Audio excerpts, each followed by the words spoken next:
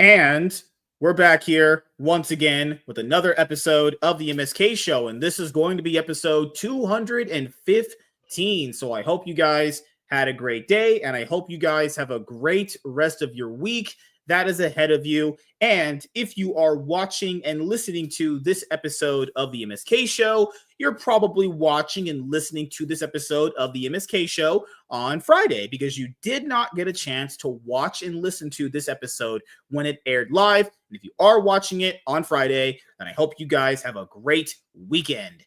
So with that being said, in this episode of the MSK show, we are going to be covering two topics for tonight's show. And then on Friday, which is tomorrow, at the time of us doing this episode of the MSK show, we're going to do a comic book review on Absolute Wonder Woman issue 4.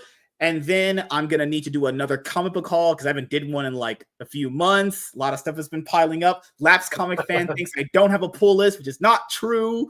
I do have one. It's just on the more traditional sense, actually. But I know after we dropped our Absolute Wonder Woman issue 1 comic book review, you guys didn't see a video for like a couple days. That was because I was getting enough videos recorded and edited enough so they could just come out simultaneously between Friday, Saturday, Sunday. So literally on the comic book channel, videos are going to come out Friday, Saturday, Sunday, and Monday. You got Comic Book Market Watch, you have a news video in there, and then you have another review, and then you guys have Comic Book Haul to end it off. For my main YouTube channel, I have a video dropping later on during Friday, going to be around like noon when it drops, actually. So, yeah, just been working all day on my day off, just getting content edited and uploaded and ready to go. Just tags, description, end screen, thumbnails, titles. Oh, my goodness, just been killing it recently. The work never ends. Yeah, I love working. I don't care. If I didn't work, I'd be bored as fuck, honestly. You know? Oh, yeah. And it was crazy. And they want me to start that Yu-Gi-Oh channel up again. I've been getting a lot of requests to do the Yu-Gi-Oh stuff again. I'm not saying I'm not going to do it. I just have to find the time, guys. You know, I'm just a very busy person, you know? Like, you guys don't know this back catalog of stuff I have over there. I do plan on, you know, reading and reviewing a lot of that stuff. I know you guys all have assortments of different books too. Savage Dad has different books. You have different books, and Savage Dad and Last have different books for both you guys. And that's always good. We can have a diversified way of going over stuff. Like the thing with comic book titles that come out like floppies, I even said this on my Comic Book Market Watch. This guy gave me a 5-paragraph essay comment. Did I show you what he said? No. I have to show you. I got my first 5-paragraph essay on my comic book channel. I've got a comment like that in 20 years. Dude was out here like literally sniffing crack, writing a college dissertation about what he said. You know what's crazy, man? I think it had to have been his first video he ever watched from that channel, because I've even told people like, hey, if you've watched your very first video from me, that's your first impression. It's whatever, because that's your first impression. You don't know anything prior that I've done. But I was like, damn, dude. Literally everything someone would probably think I'm doing in the Comic Book Market Watch series, I've explained in the previous episodes, and this is why I even uploaded them. This is what happened, guys. I said this is what it's going to be. This series is a highlight of 3 things. Number 1, I want to highlight comic books coming out for people that potentially might want to get into the medium. So if you have a comic book shop around you, you can go and, you know, maybe drive to it or go locally and start picking up comic books. And we also have a section in those videos where we talk about collected editions. So if you don't like single titles, you can all highlight every single collected edition on the planet for you. 2, if you are someone that isn't a comic books and you have a pull list, well, let's say if you've not been reading the current ongoing Superman run by Joshua Williamson and Dan Mora, well, you might want to take it off your pull list. You want to be paying for a book you're not reading. Or if you have it on your pull list and you forgot it was coming out, now you know it's coming out. Those are the 3 highlights from the series. I never claimed I was reading every single title, because that you can't do that. You physically, literally cannot do that with how much comes out every single week between collected editions, manga chapters, and ongoing titles. You just can't. And I know that going in. And I'm not trying to read everything or review everything, you know? I'm only going to read and review stuff that I'm interested in and stuff that I want us to cover on the channel. And usually all of us are into the same shit, so it's pretty be like, hey, you want to cover Absolute Batman? Sure. Well, I was going to read it anyway. So for an industry that is hurting, there is a lot of shit coming out. Like Image has a new series, it seems like every Wednesday it comes around. Yeah. series from Image. So yeah, there's a lot of stuff out there right now. Yeah, she's divorcing me over the Baby Yodas. She I'm is gonna buy more of them. divorcing you. Oh my god, man. That's crazy. But yeah, there's a lot of, and you know, like you said before, there's good stuff with the bad. It's like there is shit out there, but there's some good stuff coming out, and it's well worth the with the venture. And if we do review a floppy, know that that's most likely going to have a collected eventually. Like Absolute Batman, of course, is going to have a volume one.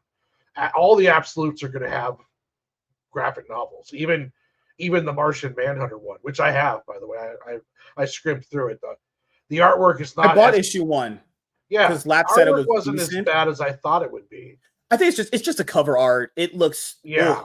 atrocious. I saw the interiors too, and I'm like, this is just the weakest book in that lineup as far as just art goes. And I told people this, because he highlighted that. He was like, how dare you insult Denise Camp? First of all, sir, I don't know Denise Camp. I don't white knight for creators. I don't do that. I'll say I like a creator's work, but I don't white knight for them. All I said was that I didn't think the art looks good. Guys, look at Dan Mora's art on just the Superman and World's Finest runs that he's doing right now for DC. Yeah. And then you tell me with a straight face that absolute Martian Manhunter books art looks as good as that. You are, and if you think it's better, you're on crack. But there's no sane human being that thinks it looks good. No art way. is subjective. So just because you don't like it doesn't mean it's not necessarily good. It doesn't mean that someone out there doesn't like it. Yeah. So, you know, it's all subjective. And, you know, that book's, I didn't read it. I just browsed through the artwork. It looks very experimental at times. And it's as an artist, there's some stuff in there that I kind of liked. I like what was going on with some of the artwork. But I do also like some weird stuff, too, because I like what I like with artists. I love comic art that goes into more stylized art anyways, like Herberto Ramos or Joe Mandura or those kind of creators, you know, like Chris Bellaccio, I believe his name is. I might have probably butchering his last name. You know, yeah, I love his X-Men and Doctor Strange stuff, even though his Did you like that guy Norwal's art when he got a chance to do Vatican City for Dark Horse Comics? I like Narwhal's art. There's there's people who will criticize him and say that his artwork looks like anyone could do it, but there's a lot of skill in that artwork to make it look. When someone says that line, anyone can do it, it's like, yeah, I guess in theory anyone can do it, but guys, they don't, because not everyone. Art is one of those things where it does take a good bit of time to find like your own unique style and how you like to do things. Or did you not see there was this post about this dude from CG where they got mad at like Yellow Flash for basically having a tweet that read like this? I need to bring this up because it was just so unbelievably stupid. When I was at Port Angeles, I met Narwhal. He was right next to me on the table. Really? Oh shit! Yeah, he's a super cool guy. Real super nice. And I got a couple volumes of his Earthbound book, and he had some of the proofs of Vatican City because it just had come out while we were there. Mm-hmm. And I'm still waiting to get my copy because the comic book shop didn't get him in because he forgot he didn't know about him. So when I told him about him, he did a big order and he's going to throw some in my pull list. So, but yeah, I'm a fan of Narwhal's work. It's definitely, some people are not going to like it though, but I like it.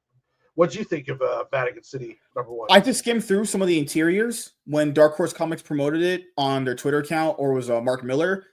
It's not. I think his art is just okay. I wouldn't call it great. I wouldn't call it good. I think it's just okay, but I wouldn't call it atrocious. Like, no way, guys, I've seen way worse. Like, Absolute Manhunter's interiors look like complete shit.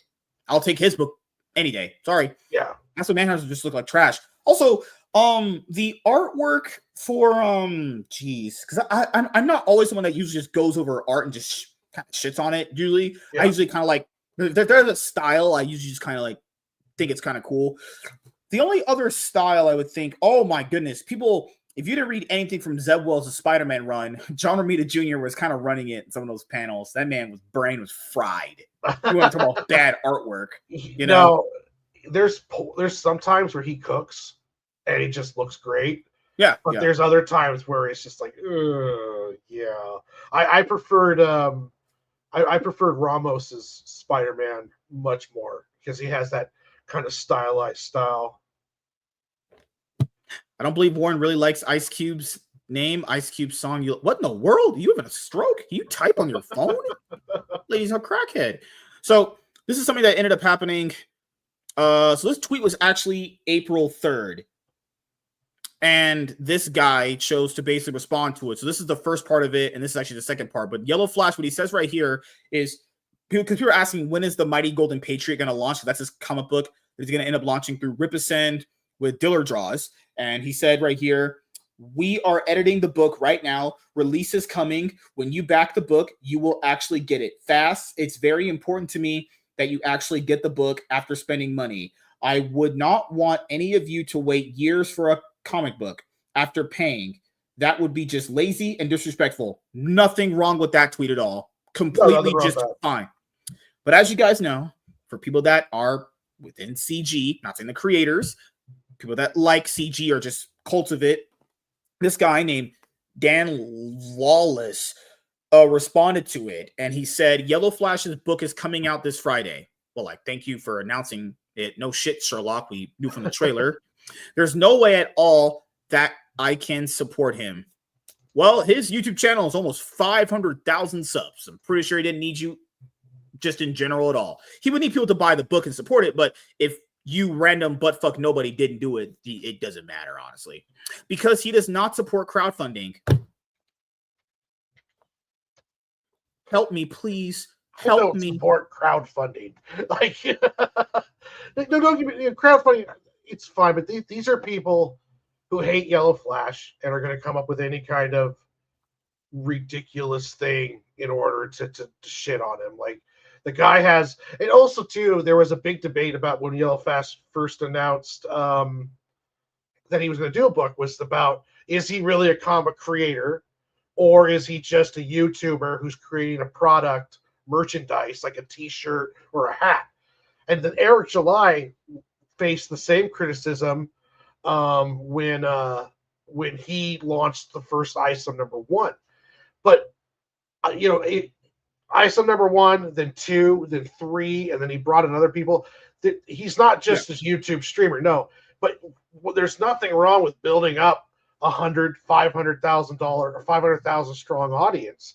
When if you get 1,000 or 2,000 of those to buy your book, now you're talking about close to 6-figure campaigns. Yeah. So it's like, that's to me is a success. And if the book is good and they put time into it and the art's good, then, he's a comic creator. And this guy, Diller Draws, is a CG guy. So it's crazy how some of these guys are like, man, I'm CG strong. It's like, okay, don't support your other CG guy that's getting the bag, honestly. Yeah. Yeah. And remember, this was the case where, like, apparently Diller didn't take a whole lot of money from Flash up front because he wanted to see how, like, the turnout of the campaign went. So then, like, EVS assumed that he wasn't getting paid. And it's like, but that's what Dillard wanted. Dillard didn't want the money up front. He just wanted basically, like, whatever percentage they negotiated after the campaign is over. Which, like, but that wouldn't be, it was crazy. That's not Yellow Flash's fault. He literally said, that's what I want. Yeah. And that's not necessarily a bad idea. Like, he could have charged $100 a page, $200 a page. And then Yellow Flash, I would say. Yeah. Yeah, and then Yellow Flash could have paid him that. But if the book makes $200, $500, $1 million, depending how big his audience and how active that audience is, if he clears $1 million and they negotiated 20%, well, guess what? Now he's getting 20 G's for his artwork. Because they have the deal of 40%. So like if the campaign's like 300K, he gets 40%. That's a lot of money. That's pretty good. And that amount of money that he's going to get back is going to basically just kind of negate all that time that he wasn't getting paid when he was doing art for the book, because he was looking at it from the long game point of view. Like, and if that's what he wanted, all these guys talk about artist integrity. Like, the artist should get more say. Well, if he negotiated that, then that's what it is. So it sounds like he's negotiating for ownership, which is essentially a percent. Yeah. So, and if he's getting 40% of profit, which $1 million campaign, I'm guessing it's like five. Yeah, it's like 5,000-6,000 people. Damn. Then you have to get those print runs done, whatever swag. So a big chunk of that's going to be taken out. But I would imagine 60-70% goes to fulfillment. It depends on, because these campaigns we're talking about, and it's one thing. My one criticism of a lot of the Eric July stuff is that I don't want to pay $35 for a floppy. You know what I mean? Like I 15 is like my stretch on floppies. Well, typically with his books, they were 96-page books. Oh, so he's doing more graphic novels. Yeah, okay, yeah. He didn't want to do the floppy format. Yeah. Oh, okay. Well, then that makes more sense because Yellow Flash's book. I don't know how many pages it's gonna be. Oh, okay. They dropped anything about it. I don't know anything about his book. I've seen some artwork pop up on my Twitter feed every once in a while, but I've not seen his artwork or seen what the book is or what it's about. I'm pretty sure that should be through like Rip Ascend. Honestly, it has to be. Yeah, it is going through Rip Ascend. Okay, because like the other thing outside of that would be what else he said, which is it's like, how does that not support crowd? Okay, he doesn't want to use IG and Kickstarter. He's using Rip Ascend. What do you mean? This guys, what do you think Rip Ascend is? That literally is crowdfunding. They have campaign tiers on there. Like, what the fuck are you? It's this dumb argument. Frying. I can't do it. It's this dumb argument where, like, if it's not through our approved channels, then it's not crowdfunding. It's like, what the Eric fuck? July has 10,000 people buying his books. If he did it through Kickstarter, their point is that those 10,000 people will come onto Kickstarter to buy his book, and then hopefully they keep buying other books. So you're increasing the audience there. But that doesn't happen. I don't think it'd be a big enough impact to even worry about it. And I don't know how many actual comic book people he's creating. I don't know how many people are like, I bought ISO #1. Now I'm going to go get Spider-Man. You know what I mean? Like, I don't know how active that crowd is. So, it's a dumb argument, and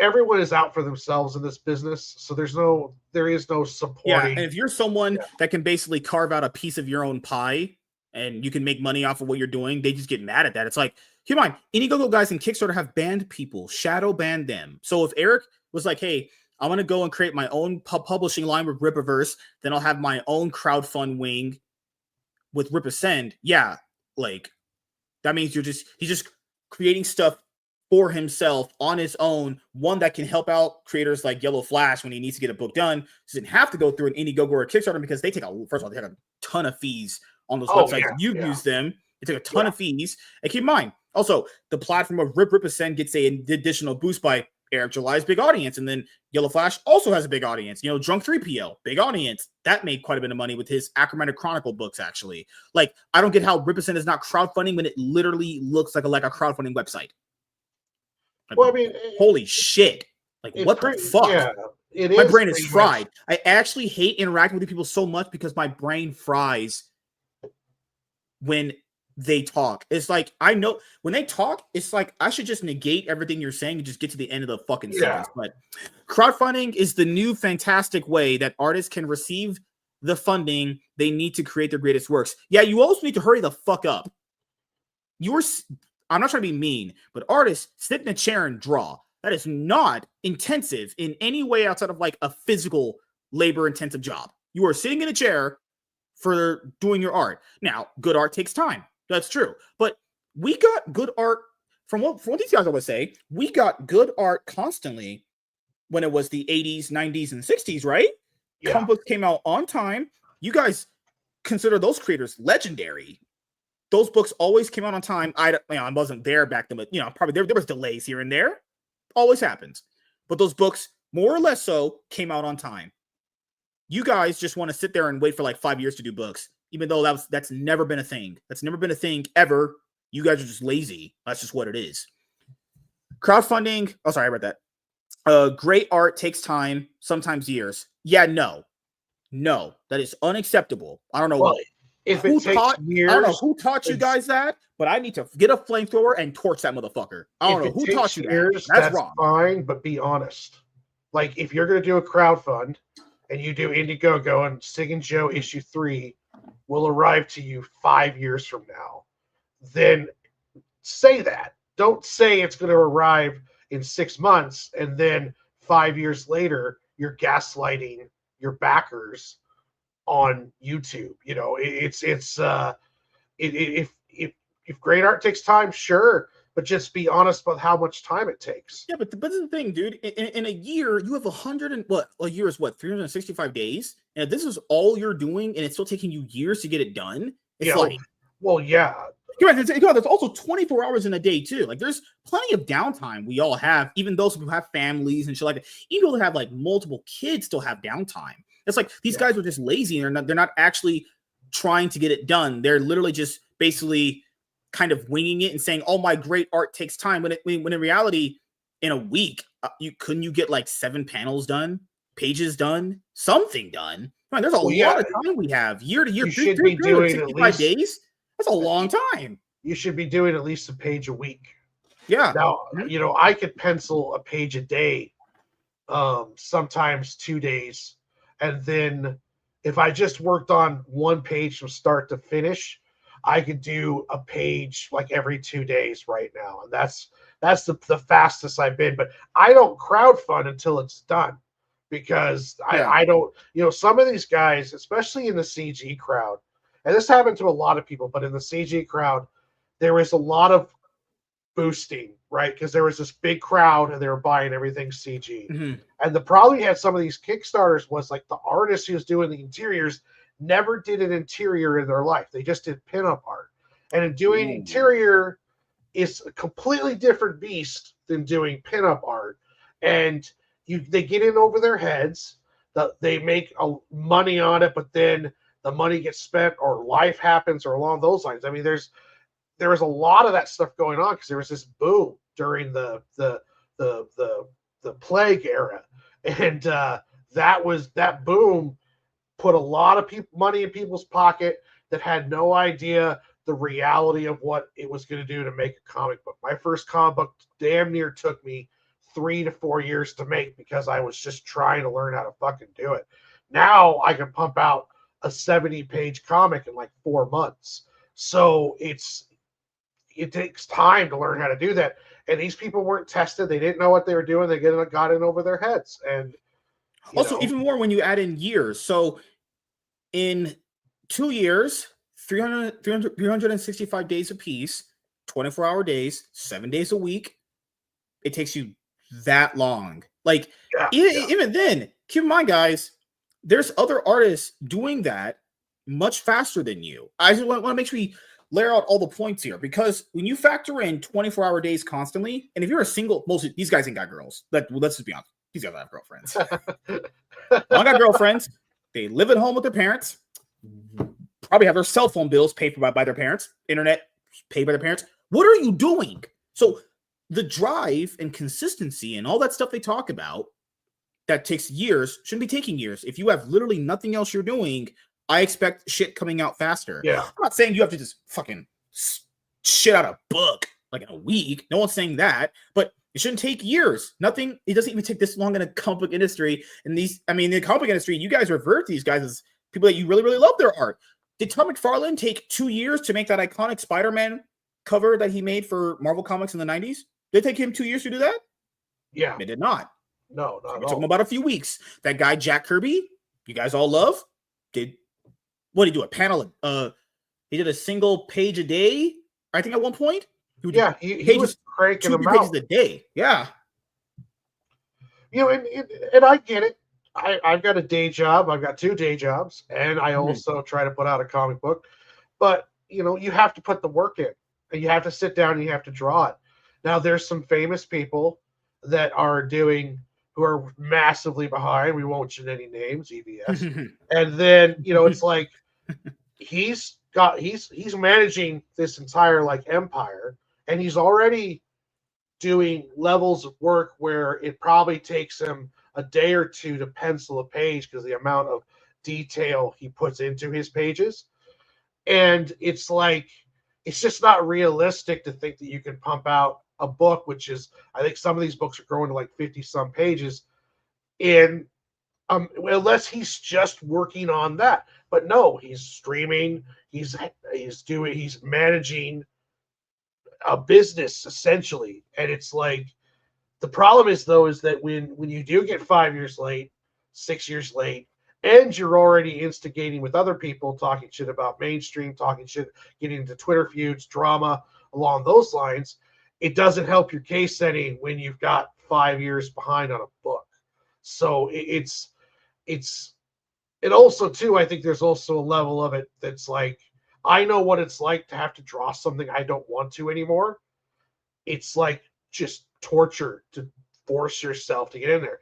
And there might be some cases, I'm not sure with him, but I think that there's other times with these artists where it's like, I get halfway through this book that I got paid for, and I just don't want to do it anymore. So I'm forcing myself to do it. And now I'm like, working only on 2 hours a day because it takes me all day to get myself to do it. So yeah, it's crazy.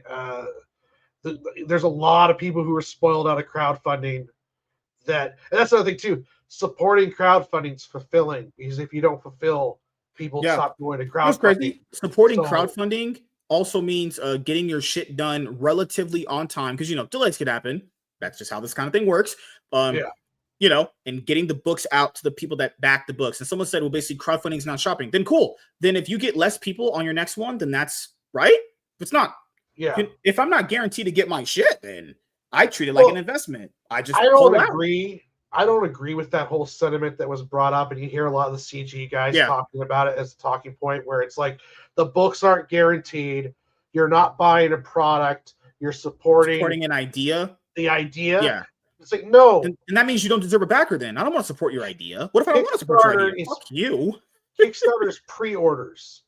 I am collecting pre-orders and using that money to create the product. That's what Kickstarter is. That's what all crowdfunding is. Crowdfunding is I have an idea, and in order to produce this idea, I need $10,000. Then you get enough backers giving you money till you get over that $10,000 mark, and then you can create your product, whether it be something for your computer, for something for whatever it is, comic book, whatever. This whole idea that they're just giving you money out of the kindness of their heart. In that case, just start a fucking GoFundMe and quit crowdfunding. Just say, hey, I want to create a comic book. Everyone who gives me $20 on my GoFundMe, if I get over 10 grand, I'll be able to make and send you all a book. That's essentially what Kickstarter and Indiegogo is. I don't understand this whole thing where it's like, you shouldn't expect to get a product. No, motherfucker. That's why I gave you money, is because I wanted the product. You are selling a product and you're taking pre-orders. And then once you reach a goal, then you're going to produce it and get me my fucking product. That's what Kickstarter is. No offense to anyone's idea, but what if I don't want to fucking support your idea? Yeah. The idea is what you just said, that makes a lot of sense that a lot of people won't get. If I'm giving you money, it is the idea that at one point I get a product. But that also doesn't mean that I get the product 10 years late. You could also be a decent business person and get the products out relatively on time. Because the thing is, these guys just don't have any good level of customer service experience, because you could just tell that through a lot of their ethics, right? So you said, but to do that, you need money up front. Like, okay, no shit, dude. That you can live off of while you're creating your absolute best work. Go get a job then. No one's fucking living off of Kickstarter. Come on, then. Hey, come on. I don't want to. I don't think the average person. I mean, that kind of argument could go either way. I'll just say for myself, I would not be giving you money if you're trying to live off of it, because I would expect you as a grown ass man to have a job. Well, yeah, that's ridiculous. Okay, so the cheapest, if you as MSK wrote a comic book script and you wanted to get it made, the cheapest you could do it and still have it look good is $4,000. So $4,000 to make the book. Mm-hmm. Then once you do your Kickstarter, you have to take that money and get your print runs, get all your side stuff, and then ship that out. So you're talking sometimes $60,000 to 80% of the goal you hit. Sometimes all of it is used for the production of the book itself. Now, if the average person needs to have at least $30,000 to $40,000 a year to live poor, 20 to 30,000, you're barely getting by. Depends on what state you live in. So then that means I'm going to have to do enough Kickstarters that after I pay to get the book made, also ship the book, and have money left over to not only get the next book made, but also to live off of. No one's doing that unless they're making probably over 50K a Kickstarter. And even then, I think it's going to be rough. You still have to sell books on the side. Like, you just can't live off of that. So the idea that like they're using this to live off of, as if some kind of like, look how terrible Yellow Flash is, they're taking their livelihood away. No, you don't do this to make money. Because if you do, you're either lying or you're not, or you're doing really well. Lazy. Yeah, it's because they're trying to live off this like, hey, your campaign stays like, that thing that they do where the campaign stay like in demand and they never close until they get enough money that they think they need. It's like, I'm not trying to give you this money for you to live off of. I'm giving you the money for the product. That's what I'm supposed to be getting. Right? That's the deal. Yeah. That's why I gave Mike S. Miller. If you need enough money to live off of, then you go get a fucking job. That's what you do. That's what any normal grown adult should do. Chloe says, do what Mugen Lord did. He used his Kickstarter to not only fund his book, but also start his website, which will now be where his next stuff will be hosted. Yeah, that's a very good idea. That's good, especially if you have enough people. Yeah. I couldn't do that because I don't have enough followers yet. If I could build up more and get my name out there more, and if I had enough people where I could just go do it on my own website, I would. But you're going to need, I imagine, 5,000 plus people to do that before you could probably afford to go out on your own. I might be doing a little bit extra, maybe 2,000 people. You definitely can't do it with 100. Yeah. Flash doesn't believe in that. He finds it lazy and disrespectful. No, nothing. He said there was disrespectful or lazy. He said it's disrespectful and lazy if someone essentially sits on money that was given to them for years and then not delivering the thing that was supposed to be delivered to the backers. Come on, guys. The backers could just be considered customers if you're going to look at it that way. Yeah. Like, oh, Jesus Christ. I couldn't possibly disagree more. That's because you're an idiot. Flash has no idea or understanding of what it takes to create an outstanding comic book story. Well, that's irrelevant to what is actually being brought up here. This right here has no relevancy at all to what this tweet is. That's how average. This is how you know someone doesn't have an argument when they start bringing up shit that has no actual priority in the conversation to just try to extend their point, which makes nothing. The comic book consumer deserves the best. Yeah, the best is letting your consumer know that, hey, you're going to get your product on time. Like every business that's ever existed that has a product, that's what the consumer wants. The consumer typically doesn't. This is only in comic books and crowdfunding. Typically, if you're buying something, I don't even give a fuck how it's made. I just care that I can pick it off a shelf and buy it. I literally do not care. Most average people really don't care. They go to a Walmart, products on shelf, I pick up product, I scan product, I buy product, I leave. That's how most average people are. And it's people like Yellow Flash that stand in the way of artists creating their absolute best work. Guys, this book didn't launch until he was absolutely done with it. So he let Dillard do the best work he could possibly do. That's doing the best work, is letting the book get created and finishing it before he's even asking for it. Keep in mind, Yellow Flash isn't disrespecting crowdfunding. He hasn't asked for people's money yet. People say the book's late. How's the book late? He hasn't started a campaign yet. The book isn't late at all. He hasn't taken any money from people either. What? Yeah, it's the idea that just because he's not going through Kickstarter, Indiegogo, that's somehow hurting Indiegogo or Kickstarter is just fucking stupid. It's like, because I guarantee you, if your book's not doing good on Indiegogo, it's because your book is not doing good on Indiegogo. It has nothing to do with Yellow Flash. Like Yellow Flash has no control over that. If you can't fund your own work as an artist, how about you get a job and you fund your own shit? Yeah. What is this thing where people just feel like they're entitled to everyone's? No, you get a job and you go get your own shit. Yeah, I would love to not have to work and just make comic books, but that's not a reality. I hate broke people, man. The Switch 2 thing, remember that? Oh yeah. My God. I can't afford the Switch 2. Well, stop being broke and get a job or get a better job, or you buy it when you can. I got money so you want a cookie? I got money so I can live, and I do a job so I can live. I can print out stuff, make books, make bookmarks, and buy more Baby Yodas to put around my living room. You know what's crazy, man? There's a comment under that just said, literally, don't do socialism, kids. Okay, you get a cook there. I'll let you cook with that one. Oh my goodness. Not a Fed wrote that on the Twitter account. He tweeted this. This is truly some of the most disingenuous nonsense I've ever read in my life. You and us both. That was trash. Yeah. Dillard owns half the IP, so why wouldn't he and Yellow Flash give their absolute best to their customers? This isn't about crowdfunding. This is running cover for all the Comicsgate's late books. Yeah, it's just a fucking moron. Like, what an idiot. Superb. I love Cobra Commander.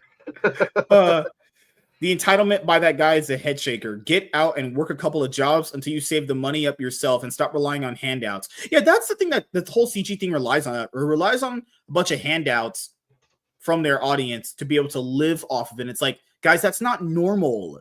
That is literally just another different way of how YouTubers live. But YouTubers produce content relatively on time and deliver you your videos. You're not waiting years for videos, obviously. Now, keep in mind, it's easier to make videos than it is to make comic books, but the idea of what they're trying to sell you is the same, you know? Yeah. Also, looking forward to Mighty Golden Patriot.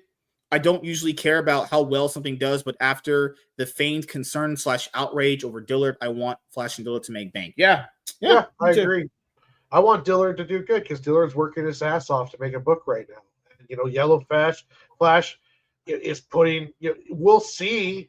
Like, I don't feel like this is a Andrew Tate kind of comic where he just threw something there and his minions to buy it. This feels like someone who actually wants to make a comic book and they've got a good artist to do it. So yeah, it's I hope the best for Dillard Straws, and I think that I hope the book does good. And you know what? I don't see how it couldn't do good, because controversy like this will bring people in just to buy it, just to support him. Like Chloe mentioned, like the feigned outrage and concern over Dillard is she wants to support that book now even more. There's going to be a lot of people like that. You know, you create. Mm-hmm.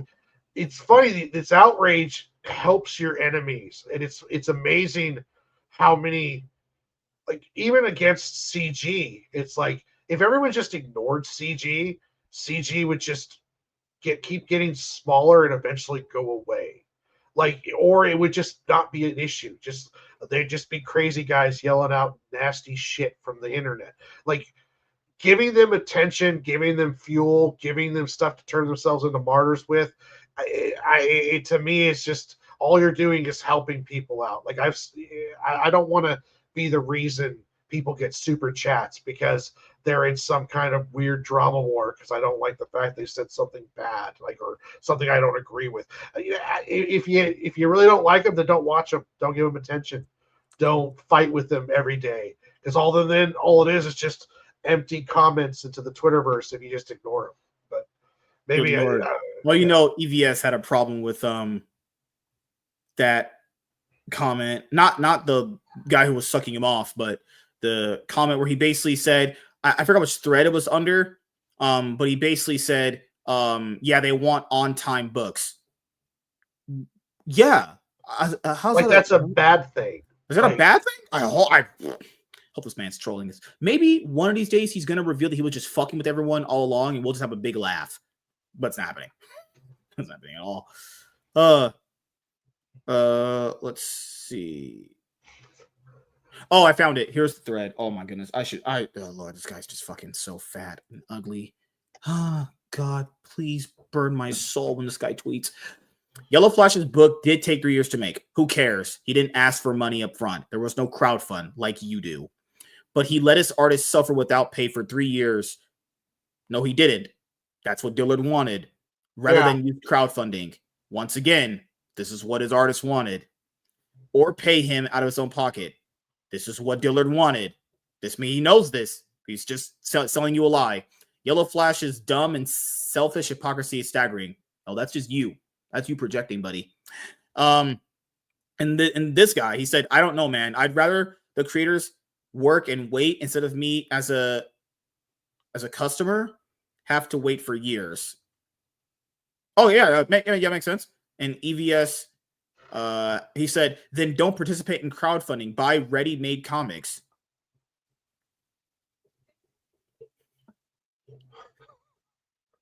My comic's ready-made, so yeah, go ahead and buy my comic. Help me move. Oh my God. Let me quit one of my jobs. Buy my book. Then don't participate in crowdfunding. So this comment would actively, this right here hurts crowdfunding. This comment right here. Yeah, well, this is the defense. Like they have multiple late books. So the defense is either you apologize and you try to hammer it out, or you try to make it into not a big deal. So like, I'm not doing anything wrong. You're stupid for expecting a product for what you paid for it. It's like gaslighting 101. And they've created this, and Ethan's done this. Also, it's crazy. Buying ready-made comics still happens in the industry. And though, I'll use that example. The DC Compact Comics came out ready-made. Now, keep in mind, this is already completed work from years before. But that's what he's talking about. Like, if you want your book on time for your money, you have to go buy pre-made books from the big guys and stay away from crowdfunding. Good Lord, isn't every book made with the intention it's bought and ready? What is? Yeah, my brain's so fried. I can't. But that goes back to their argument that it's not pre-orders, which exactly is what it is. It's pre-orders. Literally what it is. That's actually what it is. Yeah. Talk to anyone about that. You're paying money in the promise for a product on a date that you tell them. Now, shit happens, and generally in crowdfunding, you can be like 6 months late, and as long as you're constantly talking with your backers, you'll be okay. It won't hurt your reputation. And you're supposed to give them updates. I think you're supposed to highlight it on Twitter. You're supposed to do it. It's actually a thing you're supposed to do, but then again, they never enforce that, honestly. And like ignoring fucking calls for refunds, ignoring your customer base, gaslighting your customer base, telling them that you're ridiculous for actually expecting a product that I told you I was going to deliver on time for this money. You know, if I took a pre-order for Assassin's Creed video game that was supposed to come out on May of 2020, and it's now May of 2025, and I haven't got my money back, I want to be good. Like Ubisoft, what the fuck? Where's my game? You know, that's the reason why I couldn't see this up front. Thank God, this is the reason why I have these kind of people blocked, because I hate these people. I have this guy blocked, and I'm not unblocking after this. This is retarded. John said, why is it anyone else's business how someone makes their comic? Also true. Also very fair statement. Very true, yeah. He also said, okay, so you made your point. Let's see what the market decides. Those that make a comic and deliver quickly, or those that take years to fulfill. I know where my money is going. Yeah. Yeah, John Lomax's a good dude. Yeah. I like John. Who was art? No one was disagreeing, because no one should agree with this stuff. Also, let's see what the market decides on. Because keep in mind, the market is split. You giving money to an idea, or you giving money to a product that's made.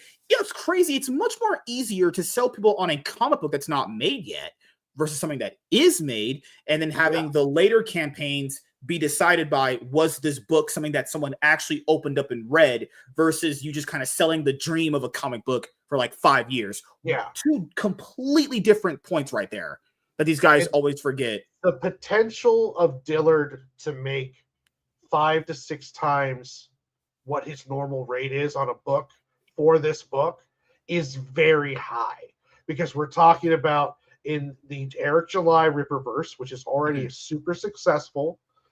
We've got Yellow Flash with a big following, and Yellow Flash also has all of the CG hate coming. So that is a huge booster of sales. They're going to constantly retweet all his posts. They're going to constantly talk about him. That's word of mouth right there. 40%. We're talking about a book that could make, $400,000, $500,000. Thing that we forgot, we didn't mention earlier. It's going to be a number one. Number one always gets everyone in there. Oh yeah, the number ones will get in there. It's going to be going through the Ripper universe, and there's already large people. He's going to have his own people coming in. Yeah, I think I understand 100% why Dillard did it, especially for 40%. He almost damn near owns half the fucking IP. That is huge, and I think he's going to easily walk. He could easily walk away with $50,000 to $100,000. All the money that he didn't take up front doesn't even matter at this point. When we see the actual fulfillment, we see the final number total on that campaign. Doesn't matter. Because if he walked away with $100K, that's pretty damn good. Yeah, because if you're talking about a $500,000, $600,000 campaign, and it was 60-70% of that goes to fulfillment, which I don't know if that's true when it gets that big. Because EVS basically compared it to like working for free. How is Dillard working for free? He's going to get paid either way. He would get paid. Plus, he would get paid up front, or he gets paid off the campaign. Chloe said it hit the nail on the head. It may have took 3 years to get the book to where it is now, but that doesn't mean he was working just on that for 3 years. Yeah. They weren't waiting for 3 years just for Dillard. There was, scripting, there was stuff going on with it. So, and the fact that Yellow Flash is like saying, hey, we're going to finish this and it'll be ready to send to you when you do we're going to do the pre-order and the book is done. It's not going to be no 5-year shit. I respect that. And also the fact that Dillard chose to do this. I've seen Dillard defend this where he's like, hey, I wanted to do this. So I've literally heard him say that exact word for word. Yeah. I wanted. This other noise is ridiculous. And I tell you, if Eric July came to me or someone of that size, Yellow Flash on those sides, like, hey, Warren, I want you to pencil a book for me. And I would seriously consider a 40% deal if I'm just doing pencils and inks on a comic book. Yeah. Because the exposure bucks is not a good thing, but the fact that the high end of what you could make with 40% of this IP, when he has 500,000 followers, he has the backing of Ripperverse, he already has a great marketing out there. If even 100,000 book, Dillard might walk away with 20 G's. Well, maybe not that much, but he's got a good chance to make some good money on this book. I don't know how big it is, but I mean it's all of this stuff is just CG trying to find stuff to hate on. It's so disingenuous. You're muted. Oh, you're fine. I was just typing someone. I didn't want you guys to hear that stuff. Trelly said, crowdfunding is to support the work, not the person's life. Yeah, just this. Yeah. Literally, this sentence. Crowdfunding is to support the work, not your lifestyle. 100%. You need to have the business logistics figured out or at least planned prior to starting the project. Many artists lack business sense. Your personal life and professional life should be separate. A full-time job supports you. The crowdfunding funds your art projects. The issue is that creatives don't look at it art as a business. Once people give you their hard-earned money, you have a duty to produce. That is reality. Crowdfunding goes to funding your product, not your lifestyle. People see more money than they ever have seen and end up blowing the money. Yeah, that's it. Also, come on, guys. Our artists are generally, literally, I'm not trying to be disrespectful, but they're weird people. So, yeah, I mean, I'm an artist. Inept loser.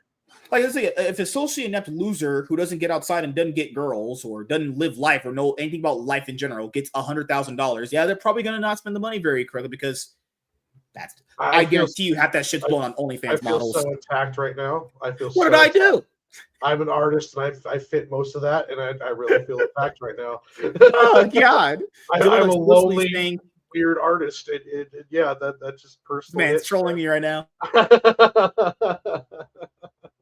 What did Dillard? What did Chloe say? It shows why he's interested in. Yeah, yeah. He's definitely put in 100%. Dillard's probably that makes a business guy. What Dillard did is essentially it's what a lot of business people do that make it big like him or big in this fashion of this audience. You take a bet, you take a risk on yourself. Dillard knows the project's potential. So he'd risk this not getting paid up front to see how well the campaign is going to perform to have an even bigger payout. I can always respect that. You take a risk and it pays off, good for you. And it looks like it's going to pay off. Yellow Flash never at one point stated he didn't want to pay him. He even said he offered him money when he was done because EVS was like, no one should ever work for free. And it's like, do you have gunk in your ears where you can't hear anymore because you're like 50? Dillard said, I just want to get paid off what the campaign is going to perform at. That's what he wants. Doesn't matter how much money Yellow Flash probably offered him. I guarantee you he try to pay him. He probably said, no, I'll just do it when it's finished. Yeah. If that's what someone's saying, there's nothing you can do. You should just respect that and be like, hey, I'll just try to make sure the book makes as much money as it possibly can to get you the fattest bag ever. That's all Yellow Flash really needs to do. That's all he needs to do. That's it. Don't get me wrong. Back-end deals, I always tell artists if they ask me my opinion on it, never do a back-end deal. Because you never know if you're even going to make the money or not. You're doing all that work, and then there's no chance for them to pay you. But that doesn't mean if someone who's famous comes up to you and wants to do a deal like this, and it's not a back-end deal, it's a ownership deal. He owns 40% of the IP or 50, whatever the deal is on that. He's getting 40% of the profit. So then that means he has a massive stake in this, and he's teaming up with someone who has a massive merchandisable audience. So why wouldn't that work? I mean, if EVS went up to some artist in CG and said, I want you to do a Cyber Frog, but I'm going to give you, the same kind of deal, someone is going to take it. And we're also talking about Dillard making his normal amount or Dillard making a bunch of money if it does really, really good.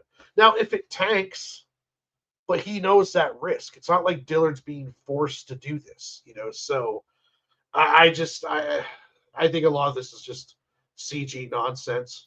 Typical. And you know what else is super huge nonsense? Marvel comic books right now with the X-Men lineup. Holy mother of God. I love transitions. The transitions. Yep. Speaking of comic book lines that actually, because EVS was talking about the whole starving, like you should never let your artist starve or whatever like that. You know what is starving for good content? X-Men comic books. Because apparently they are just hurting so bad. So we'll be going over this in the video in just a moment here. Talk about starving artists. There's Marvel artists who work day jobs. Marvel needs to pay their people. That's what we're going to be going over in tomorrow's topic after Absolute Wonder Woman is the DC and Marvel pay got revealed. And it is that. Yeah, it is terrible. We didn't get a chance to talk about that because Warren went on technically vacation to his Comic-Con that he was going to tell his book for. So let's get into tonight's first banger topic. Hey, everyone. I am your mom, and I'm going to fuck your dad. Joking. All jokes. Oh, that was quick. Woo! Banger. Okay. Let's knock these out. God, because Rob Liefeld was cooking Marvel Comics. Holy crap. This man is just going scorched earth. Holy shit. Yeah, their breakup at the end after his last job was not pretty. It's true. We're going to go over it right now. Hey everyone, I am MSK, aka Master Swag King, coming at you guys today with another video. And if you guys are returning viewers or new viewers, then please consider subscribing to the channel if you have not already. Leave a like on this video if you enjoyed it and comment down below. And I would also like to fuck your sister that is of age. That might be an OnlyFans model. Not trying to be the next Shannon Sharp. Okay. Jokes aside. Strike one. I got to get myself off the mount. I'm spent. Nah, I'm joking. All right. Good gosh. Hey, everyone. I am MSK, a.k.a. Master Swag King, coming at you guys today with another video. And if you guys are returning viewers or new viewers, then please consider subscribing to the channel if you have not already. Leave a like on this video if you enjoyed it and comment down below. Also, make sure you guys hit the notification bell. That way you guys can get notified on whenever I upload a brand new video. And in today's video, we are going to be talking about Deadpool creator Rob Liefeld calling out Marvel Comics. So for those of you guys who don't know, Rob Liefeld and Marvel Comics have a crazy long history of animosity. So it started off all the way back in the 90s when Rob Liefeld and a bunch of other guys decided, screw the industry, we're going to go start Image Comics. And then later on after that, Rob Liefeld, had this deal with Marvel Comics to the point where they have with him a very similar deal that DC Comics has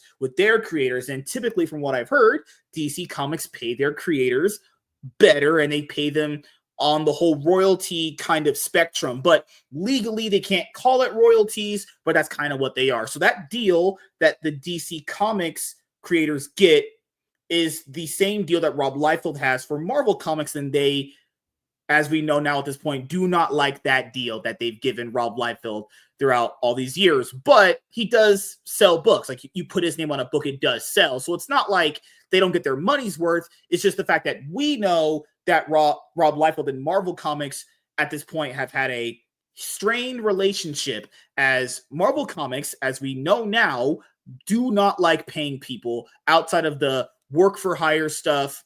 Hold on. Wait a minute. Hold on. Talk for a second. Someone's looking at my neighbor's car. Oh, okay. Yeah. Marvel's never got over the. Not you. Oh. My brain is fried. That wasn't a crackhead. That was a bat. Oh, no. We're done. Okay. All right. Third time's a charm. We're going to get this right. Baby Yoda's looking at me. And Warren's going to be like, damn, Baby Yoda's going to come and see me. All right. Someone was literally, I shit you not, looking at my neighbor's car. I was like, I hope it's on a crack. And I'll go outside and get a bat or something. Not kidding. This is a decent neighborhood, but sometimes you get the meth heads out there, guys. Aren't there any decent neighborhoods left? That's debatable, too. All right. Let's have some fun. Hey, everyone. I am MSK, a.k.a. Master Swag King, coming at you guys today with another video. And if you guys are returning viewers or new viewers, then please consider subscribing to the channel if you have not already. Leave a like on this video if you enjoyed it and comment down below. Also, make sure you guys hit the notification bell. That way you guys can get notified on whenever I upload a brand new video. And in today's video, we are going to be talking about Deadpool creator Rob Liefeld calling out Marvel Comics. So Marvel Comics and Rob Liefeld. Hold on. Fourth time's a charm. I'm dead. I'm on the mount. I'm spent. How can you make money with such a stupid idea? And how? That's what Marvel Comics did. They tried. That was all Marvel Comics. I'm not gonna lie. That literally is Marvel. They shit. We tried burning it. Yes, you did. You did. That's not debatable. You did. All right. Let's knock it out of the park. This is all entertainment, guys. All entertainment. Pure quality content. All right. Hey, everyone. I am MSK, a.k.a. Master Swag King, coming at you guys today with another video. And if you guys are returning viewers or new viewers, then please consider subscribing to the channel if you have not already. Leave a like on this video if you enjoyed it and comment down below. Also, make sure you guys hit the notification bell. That way you guys can get notified on whenever I upload a brand new video. And in today's video, we are going to be talking about Rob Liefeld and Marvel Comics. So Rob Liefeld and Marvel Comics have had a long history of animosity and a deeply troubled relationship. So it all basically started in the 90s, where Rob Liefeld and his friends, the whole Jim Lee and, Tom McFarlane and all those guys went and created Image Comics, actually. Then later on, Rob Liefeld returned to Marvel Comics several different times after he clearly knew that they were treating creators badly. Keep in mind, guys, Rob Liefeld's one of the only creators that was at Marvel and that have left them that have that sort of deal where it's the whole royalty deal that basically DC Comics has with their creators. So essentially, if you guys don't know this, DC Comics pays better than Marvel as far as like your collected editions. If your work sells a lot, they give you more money, right? Marvel Comics is not known for that. Marvel Comics essentially likes to pay you up front and just basically that's it, And if your stuff does kind of do well in collected edition format, they give you a little bit of chump change here and there. Literally, Mark Miller said he made more money doing Kick-Ass than every single Marvel comic he had ever done. I want you just to listen to that really quickly. So Mark Miller made more money doing his own shit than working at Marvel Comics. Mark Miller did Ultimate X-Men, he did The Ultimates, he did Civil War, he did Old Man Logan, all stuff you guys probably know about. Stuff that has been adapted into movies and television that has probably generated Marvel billions of dollars in revenue. And he's not essentially a millionaire off that. Crazy industry we have right here in comics, right? So the problem with Rob Liefeld having that deal is, Marvel Comics is never trying to have that deal with anyone else. But Rob Liefeld's name on comic books definitely do sell. He had his last Deadpool 5-issue miniseries, which was Deadpool Team Up. That ended up having its trade paperback come out literally this week at the time of us doing this video. And he's essentially went back to Marvel Comics. He's, quit Marvel Comics several different times. If he knows they treat creators this bad, it's really hard for me to believe that he's truly quit Marvel Comics. But this time around, if you guys don't know, from the last video that we did when I did this video with Professor Savage Dad, he was apparently treated very bad at the Deadpool and Wolverine premiere. He talked about it on his Robservations podcast, and he's been going really hard at Marvel Comics. Brave New World fails. He tweeted out, "Get Kevin Feige off the mount." He spent. Yep. It's a baseball reference right there. He's also talked about, recently that the X-Men line for Marvel Comics is essentially not doing what it needs to do. I want you guys to understand how bad it is right now. Marvel Comics is doing an X-Men line for their Giant Size anniversary for Giant Size X-Men, which is essentially what people consider like the official start for the X-Men title at Marvel Comics. Stan Lee and Jack Kirby, they're known as legends, but that was the one title they really couldn't get off the ground, was the X-Men title. It really took off with, Stan Lee and Dave Cockrum doing Giant Size X-Men, and then you have Chris Claremont taking over.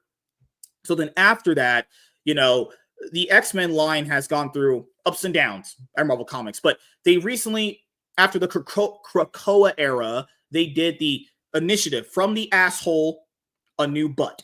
No, that's not the initiative. It's literally called From the Ashes, A New Beginning, something like that, right? I always call it, From the Asshole, A New Butt Plug, because the initiative did nothing. They canceled NYX, they canceled X-Force, Deadpool, the new ongoing series, wasn't a part of that, but they canceled that.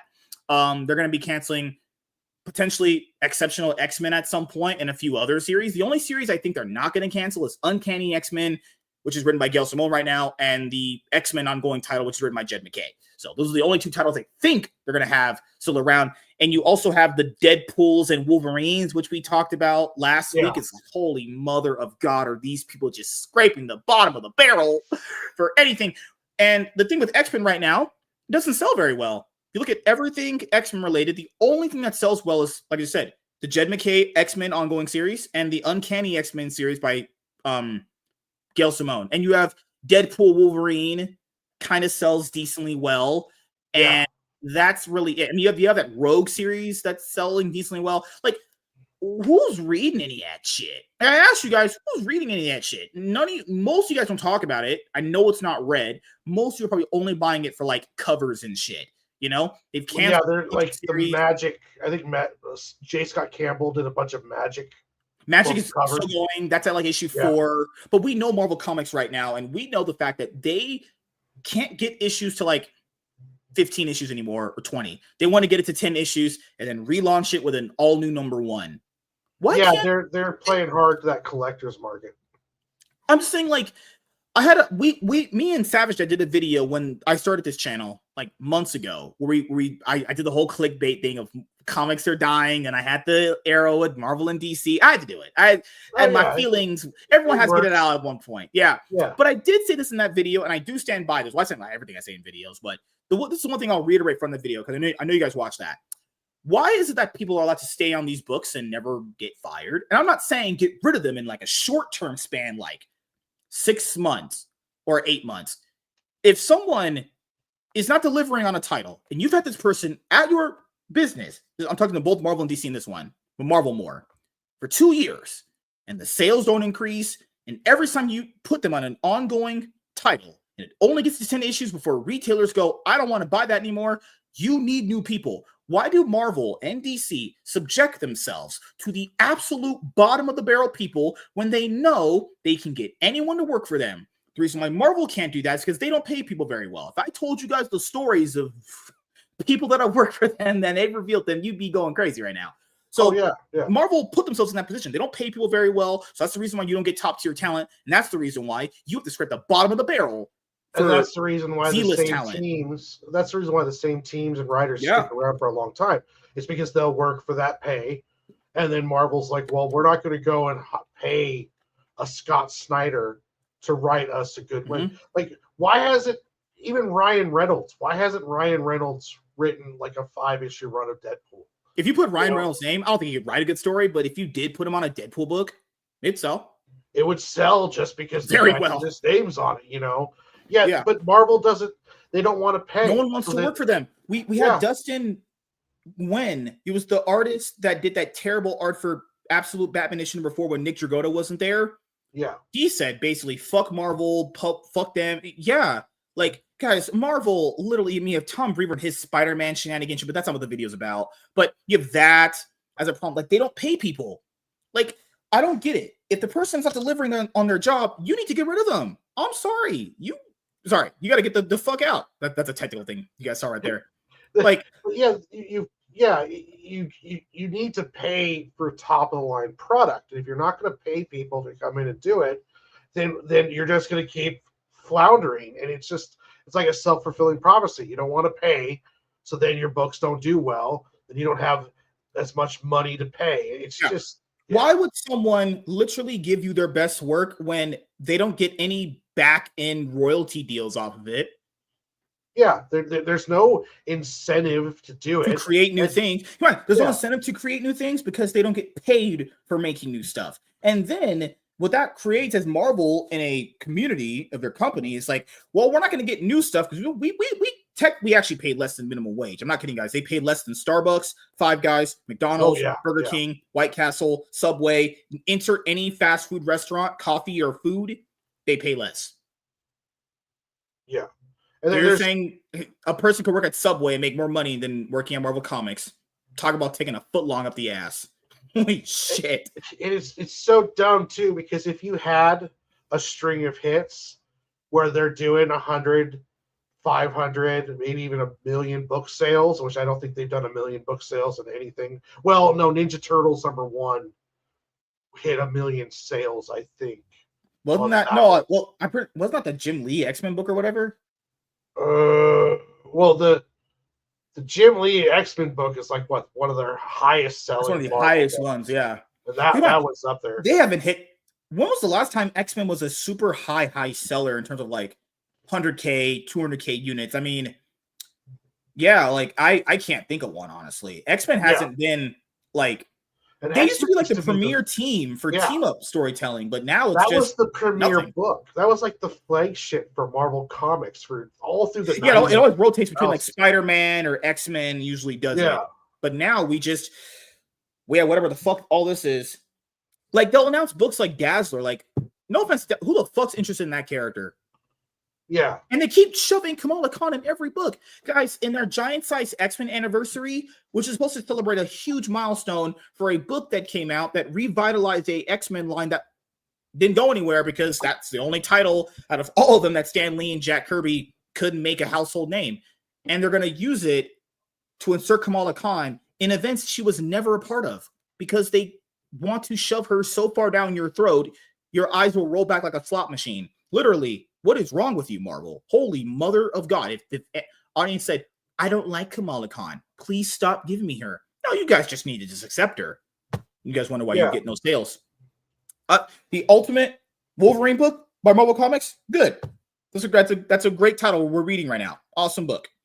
But that shouldn't be selling. That should be doing as well as the regular Wolverine book that's coming out right now. Who's writing that? Salaman Ahmed? Who the fuck's talking about that? Yeah, why is not the Ultimate Team on a regular book series? You know, why are they doing the Ultimate when your main titles are suffering? You know, but do they just need to just stop all of it, get some new executives, and then do a whole massive relaunch of everything? I don't know. They don't do that. Unless they're gonna have another Secret Wars, which will do like a soft, but we know that's not going to happen. Deadpool creator Rob Liefeld calls out Marvel and names executives he wants fired. Nothing fresh to offer. And keep in mind, this guy, Rob Liefeld, has a crowdfunder that he's never fulfilled yet, which is a lot of money. Like, he should get that fulfilled. I don't know why he hasn't. Oh. But yeah, it's see, Rob Liefeld's one of those characters in comics too. Like, he's never been artistically like up to the level of some of the greats, but he is in that conversation because he was a big part of comics and its history. Love him or hate him, but he's like the Dennis Rodman of comics, So so when he says this stuff, it does have some weight on it, but at the same time, though, when you look into him, it's like, yeah, well, Rob, we're still waiting for our Kickstarter that you just forgot about. Yeah, and keep in mind, he also is gonna end up doing Youngbloods, and Youngbloods is coming out released on his Whatnot store. He's gonna have it come out in local comic book shops. He said not until like some months from now. He said about 7 months from now, so like pretty much by the end of the year. It's like, I understand he wants to have more of the money up front. He wants people to support him on Whatnot. Completely fine, but he went back to Youngbloods when he already kind of gave up on it a long time ago. Keep in mind, guys, a lot of people have Mark Miller was a pretty household name for comic books, tried to write Youngbloods. He couldn't make it work because it's probably just not that interesting of a book, honestly. I would have to imagine, But Deadpool creator, Image Comics co-founder, and all-around comic book industry firebrand Rob Liefeld is taking Marvel Comics to task online after definitively severing ties with the publisher. With Liefeld even going as far as to name names directly, calling out several higher-level executives at Marvel that he feels needs to go. Start over, the author and artist put it bluntly in a social media post. Yeah, like, people need to start naming people. If someone is just coasting and not doing their job, you probably should be named. I'm sick of this, like, oh, we can't name them because we might not get a job at Marvel. Well, you're destined to be a fucking loser then. Liefeld took to X to follow up on comments made on his podcast, emphatically stating that the higher-ups at Marvel Comics are out of moves. Not just in comics, they're out of moves, period. In movies, too. In a rant that will certainly stir up discourse surrounding what Marvel is or isn't doing right with its current publishing ethos. These were the tweets. The guys at the top of the executive suite in publishing have to go. Buckley, Bogart, Gabriel. These guys have no new moves. They are spent and tired, and it shows. Start over. My career has been across 7 editors-in-chiefs. Seen it done way better by brighter and more focused minds. Can't emphasize this enough. Out of moves. Nothing fresh to offer. More tricks than that customers and retailers reject. A sea of derivatives. Poor management of talent. Start over. Yeah, I agree with all that. I don't see any lies on any of that. Yep. The publisher has been at the center of some controversy lately, and Liefeld's comments open up another avenue of criticism, especially for those who believe Marvel's product has become repetitive or watered down over the years. Rob Liefeld's split with Marvel Comics continues, with the divisive creator calling out the top executives at the company as the source of the publisher's problems. Yeah, it's literally all the people that are in charge that are ruining Marvel.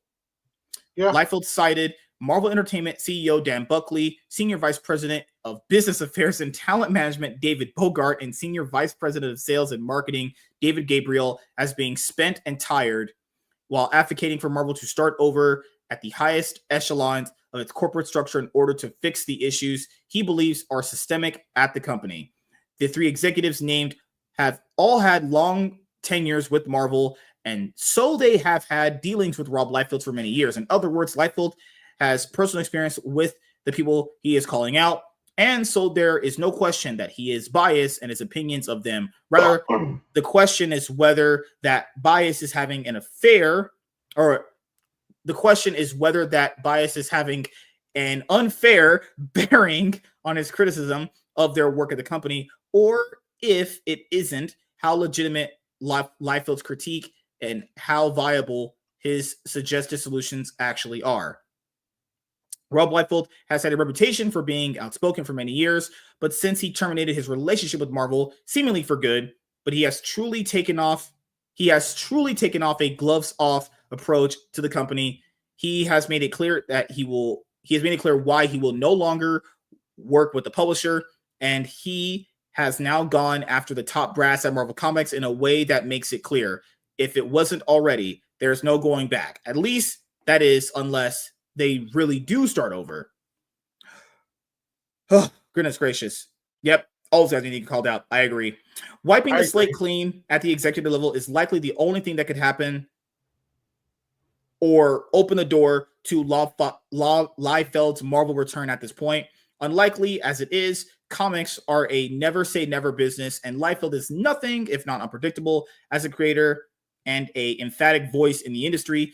Image comics pioneer and Deadpool creator Rob Liefeld is no stranger whatsoever to criticism and controversy, and his split with Marvel and airing out grievances with the company are just the latest chapter in his complicated place in the history of comics. Well, Rob Liefeld has a crazy history in general, but like, here's the general problem here. If Marvel treated their creators better, this wouldn't happen. Yeah, 100%. Yeah. Like, I believe that they think that they could do this without the creators. And it's like, you guys are not talented at all. You're just people that know how to make movies. And debatably, you can barely do that anymore. Yeah. Well, no, I think, 100%. I mean, I don't care about Liefeld's past. He's 100% right on this. And if they need a top-down change in Marvel because there's a culture, there's a mismanagement going on there. And you can see DC trying to fix it. You can see a lot more potential out of DC books, but they still have their own problems. But Marvel really needs a top-down, and they need to change this cultural idea in their company where they don't want superstars. They don't want rock stars. That the artist and the writer doesn't matter. We have an agenda. We want you to hit these bullet points, these marks, and everything is great. Or they're way too far hands off, where they're just letting these people go because they're cheap and they work for cheap. And either they're working because of just the fact that it's like, oh God, I got to be on Spider-Man. There's a lot of artists, myself included, who would possibly work for shitty Marvel pay if I got to draw Spider-Man. So, yeah, because their thing is like, oh, you should feel privileged. You get to write and draw Spider-Man, X-Men, Captain America, Iron Man, Hulk, Thor, whoever, right? Yeah. They think you should be gracious enough. They allow you to work on their characters. Yeah, so here's your lower than minimum wage. Yeah, here, take your lower minimum wage paycheck, you fucking dirty, filthy animal. Well, Marvel and DC should pay more than anyone else in the industry. Within reason, of course. Like, people at Marvel and DC, Marvel should be like, we're going to pay more than Image. We're going to pay more. There should be no other publisher who pays more than Marvel. And that's to me, I think that should just be a gimme. If you're going to be the best, top two in the industry, sales and reach, then you should be paying the best. They do it in the NBA, they do it in movies. You pay, if you're going to get Robert Downey Jr., you're going to pay money for it. If you're going to want a good movie, good comics, then you need to pay, and you need to get people in there, and you need to put the right team on a book and let them cook for like 50 issues. Let them go a nice, good, long jaunt. Yeah. Not this whole 10 issues and then relaunch bullshit. Yeah, this is what I think I talked about in the last video we did, I think, where it's like nothing is allowed to have any sort of continuity as far as like a series you're investing into that has a longevity to it. It's like, hey, I hear you want this character. I hear you want this character. Oh, you want this character. Well, it didn't sell very well. Time to start at number 1. Hey, you like Scarlet Witch? Well, that's can only get to 5 issues, so we got to reboot it to a number 1 again. It's like nothing is allowed to kind of grow with time because they pull the plug either too early or the creators they hire don't make a compelling of enough narrative and story for you to invest into those characters long term, which is like, what the fuck? Oh, so yeah. The Rob Liefeld versus Marvel Comics saga continues, and I agree with Rob on this. Marvel, you are just fucking shitting the bed. What is wrong with you? Yeah, Marvel, pull your heads out and fucking get some people in there that are going to run that to halfway decent. Because this is some bullshit what's going on right now. And the only biggest sellers for them, outside of essentially Amazing Spider-Man, X-Men, Uncanny X-Men, just the Ultimate titles, when some of those have fallen off a cliff, like guys, Ultimate Black Panther has fallen off a cliff. Ultimate X-Men fall off a cliff. The only things that sell very well is Ultimate Spider-Man, the Ultimates, and Ultimate Wolverine. You're going to be getting more Ultimate lines coming up very soon with new number one, because they want to make sure that line is staying fresh for them. But yeah, Marvel, you need some new people in there ASAP if you want to save your comic brand, but it'll always be around because they're subsidized by Disney. So that's just kind of how it works now. But thank you guys for checking out this video. If you guys are returning viewers or new viewers, then please consider subscribing to the channel if you have not already. Leave a like on this video if you enjoyed it and comment down below. Also, make sure you guys hit the notification bell. That way you guys can get notified on whenever I upload a brand new video. I am MSK, aka Master Swag King, and we're going to sign out, guys. See you guys later. Peace. Ooh. One more ready to go. I'm actually excited to read this one. This one sounds kind of interesting. Maybe the House of Ideas isn't out of ideas. Pun intended. No, they're out of ideas for sure. Recycle. This is going to be with another character very soon. I can't trust him. Looks kind of cool. All right, let me make sure it's the right article. Yep. I liked the Deadpool kills and the Punisher kills the Marvel Universe. They have tried that. Yeah, they tried it with both of them. Yeah. Even though some of those fights, it's like, oh, I don't think you can actually do that and win, but whatever. But it was still fun.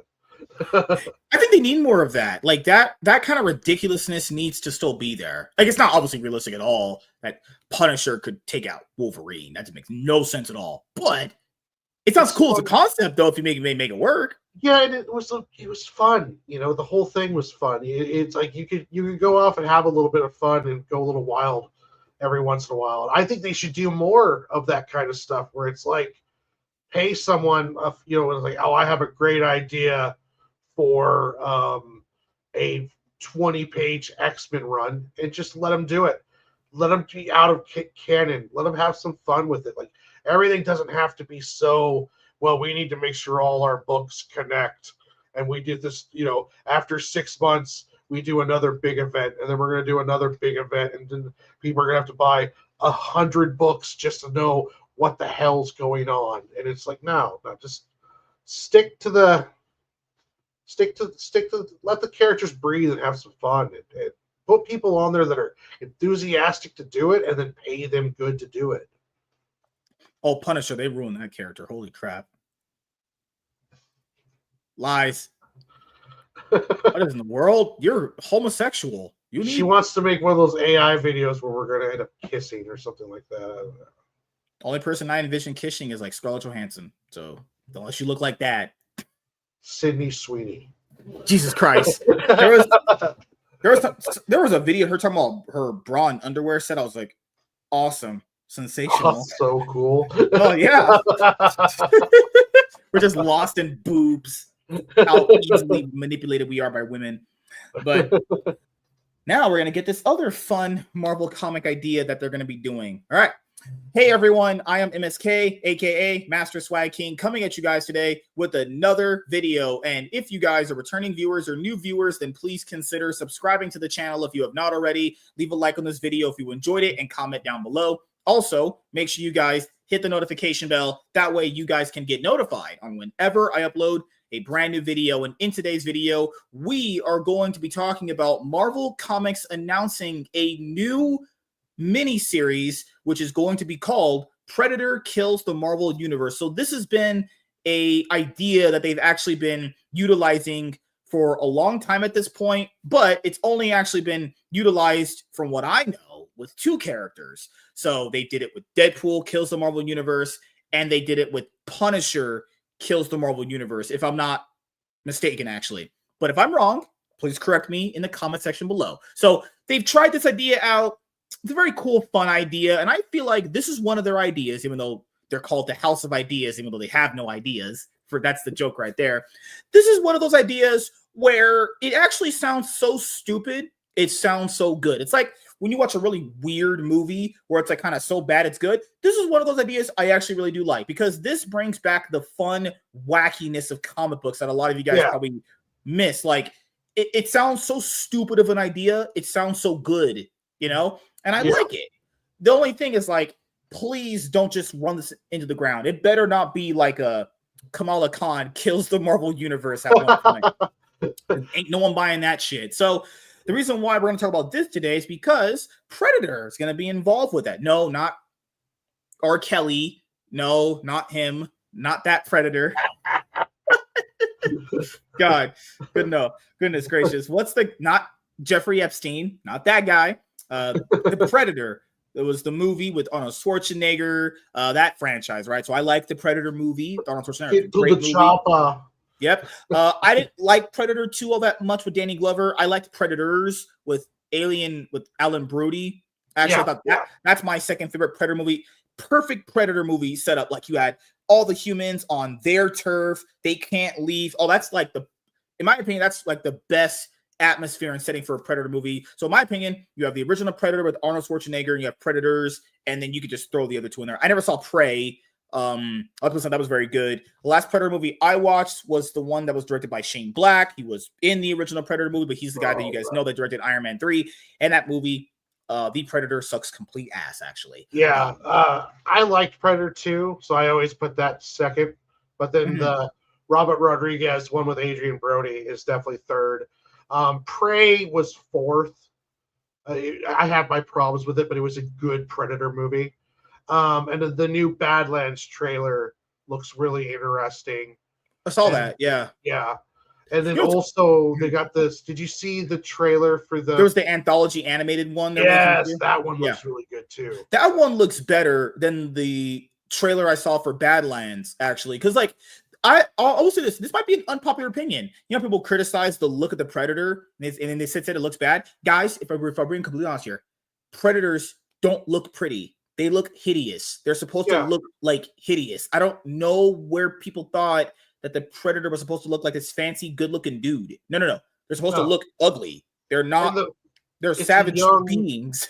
What is wrong with people? And the main character is a young Predator, so he's going to look a little slimmed down. He's not going to have all the shit on him because he hasn't done anything yet. He doesn't have any trophies. He doesn't have any. Like the more a Predator does, the more advanced and the better his gear gets, and the more elaborate. Yeah, he gets to like earn that, from their tribe or whatever.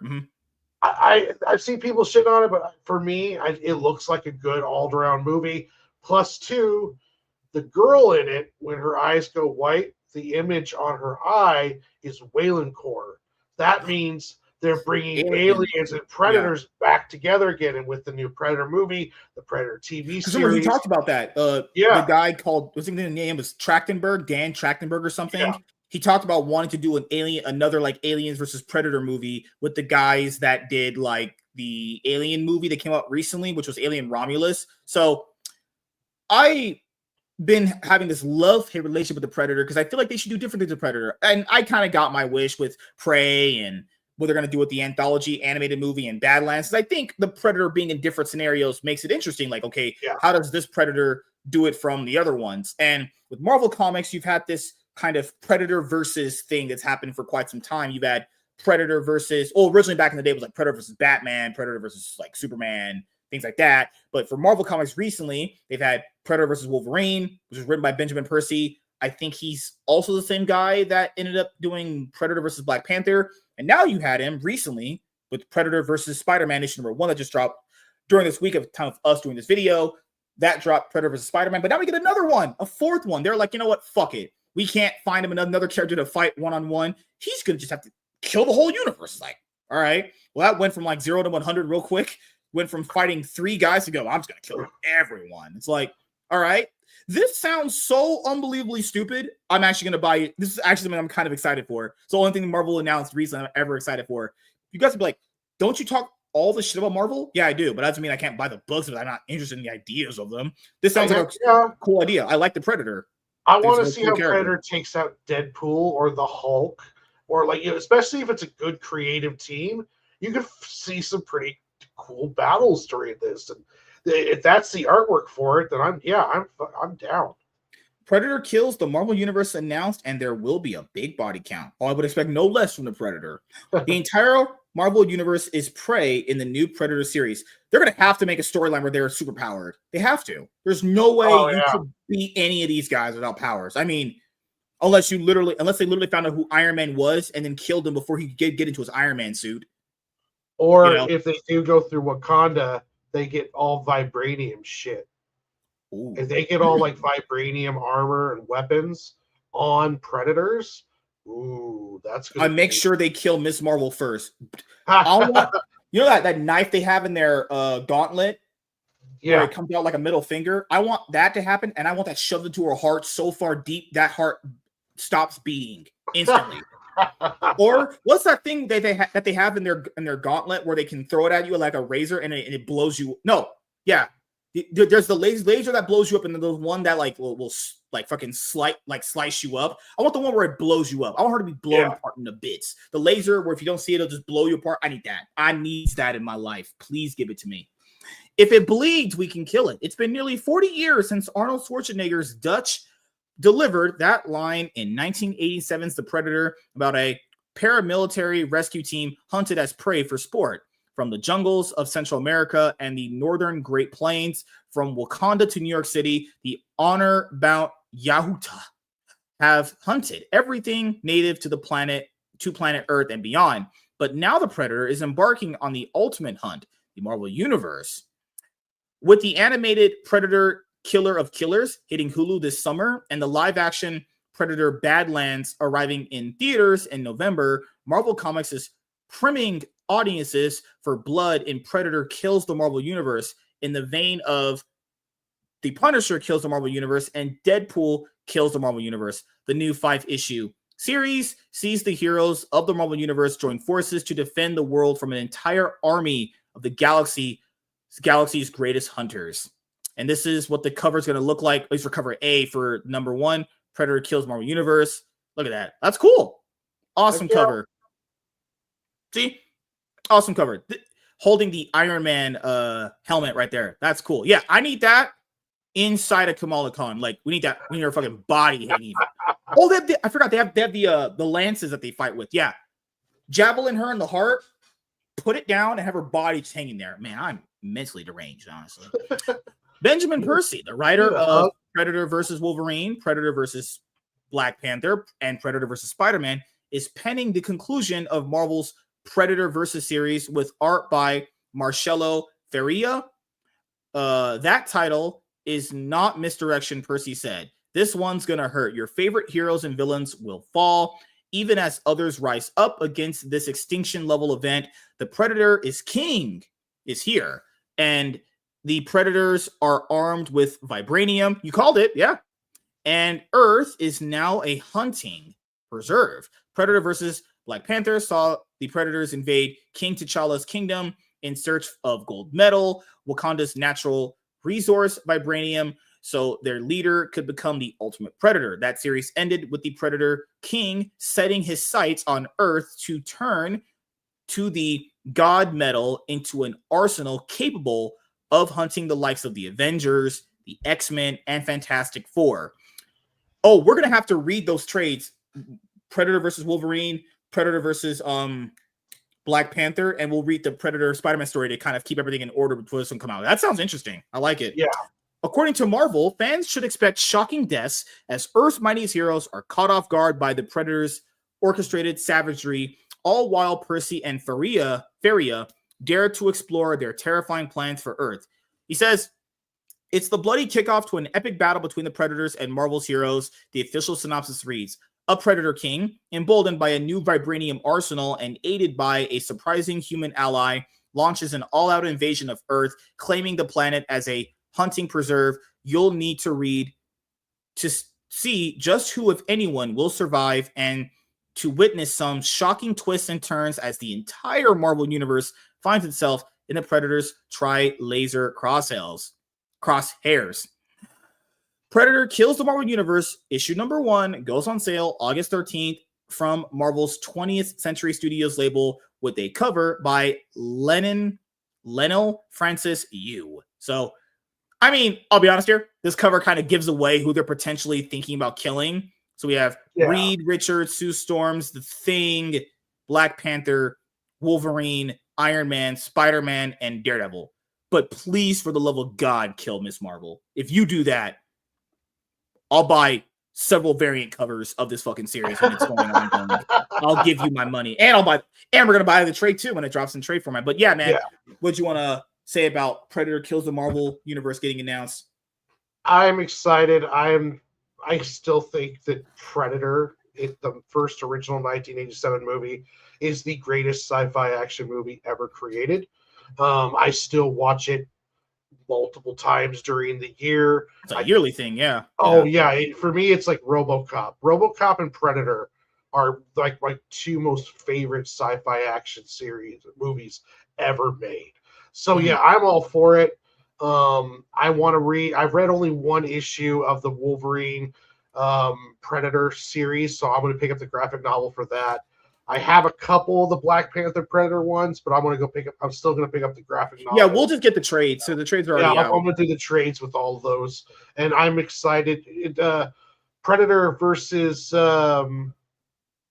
Terminator is another good one. Miss Sparkles. Terminator 1 and 2 is great. Also, the 90s were the best. 80s and 90s were the best for sci-fi. Oh, because Marvel, they're going to conclude Aliens versus Avengers, and that's written by Jonathan Hickman. I'm thinking after Aliens versus Avengers, we're going to get like Aliens versus Spider-Man, Aliens versus like Avengers. Sorry. I imagine more Aliens versus books are coming. I'm thinking Spider-Man, Wolverine, Black Panther. That's probably the next thing they're going to lean on. I would potentially, my only criticism of the announcement is like, I wish they could have kind of maybe thought of a few more characters to do this for, but Predators fighting the Marvel Universe sounds cool to me. And this, I like wacky, fun ideas like that. I like how you could potentially explore how smart the Predators are. These guys aren't like stupid.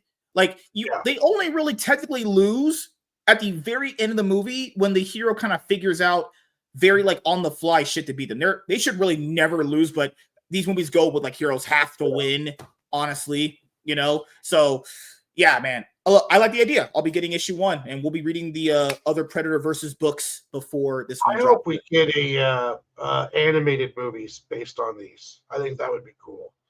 But quality wise and stuff, but if they could get a good studio and do like an animated Wolverine versus Predator movie, that would be pretty fun, but pretty sick, in my opinion. I like to see some cartoons off of it. Oh yeah, because just want to say to people, Aliens versus Predators, that movie. Oh my lord, whoo! Such wasted potential. I mean, I've seen parts of Aliens versus Predator Requiem, but good lord, I wasn't. Well, they were all terrible.